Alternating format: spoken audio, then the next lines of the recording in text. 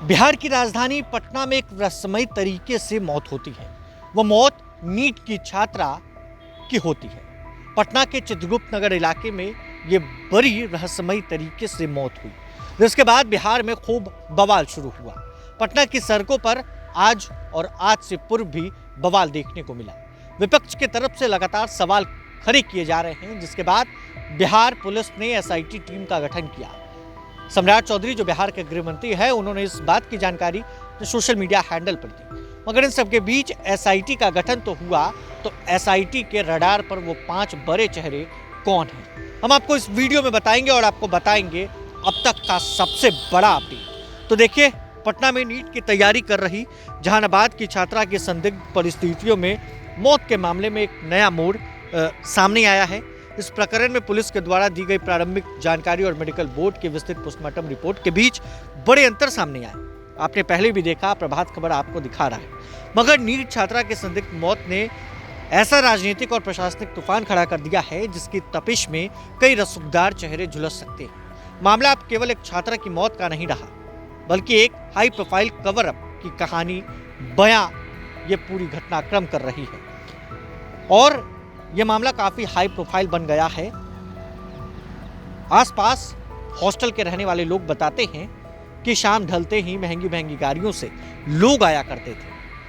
महंगी महंगी गाड़ियां, लग्जरी गाड़ियां और लंबी कतारें हॉस्टल के बाहर लगा करती थी। सवाल यह है कि उन गाड़ियों में कौन आता था, उनका इस हॉस्टल के भीतर क्या काम था।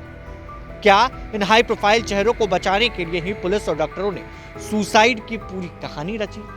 पुलिस और एसआईटी हर मामले पर तहकीकात कर रही है। शुरुआत में पटना के एएसपी सदर अभिनव कुमार ने कहा कि सीनियर एसएसपी कार्तिकेय शर्मा ने जिस तरह से इस मामले को नींद की गोलियां का सेवन और सुसाइड सर्च हिस्ट्री से जोड़कर पेश किया, वो पोस्टमार्टम रिपोर्ट के सामने आने के बाद पूरी तरह बेनकाब हो गया।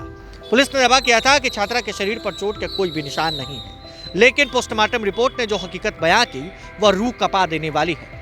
मृतका की गर्दन पर नाखूनों के निशान, दाहिनी नस में पंक्चर और शरीर के विभिन्न अंगों जैसे छाती, जांघ और पीठ पर नीले निशान मिले हैं। सबसे भयानक बात यह है कि प्राइवेट पार्ट पर मिली चोटें साफ तौर पर जबरन शारीरिक संबंध और दरिंदगी की ओर इशारा कर रही है। 5 जनवरी की रात 9 बजे छात्रा ने अपने माता पिता से सामान्य बातचीत की। उसने अपनी माता पिता को कहा था कि मैं सोने जा रही हूँ और खाना खाकर सो जाऊंगी, लेकिन 6 जनवरी को वो हॉस्टल के भीतर बेहोश पाई गई। इस दरमियान जो कुछ भी हुआ वही इस मर्डर मिस्ट्री का केंद्र है। हॉस्टल की वार्डन नीतू ठाकुर ने लड़की के माता पिता को सूचित करने के बजाय उसके एक सहेली के पिता, जो एक्स सर्विसमैन है, उनको फोन किया।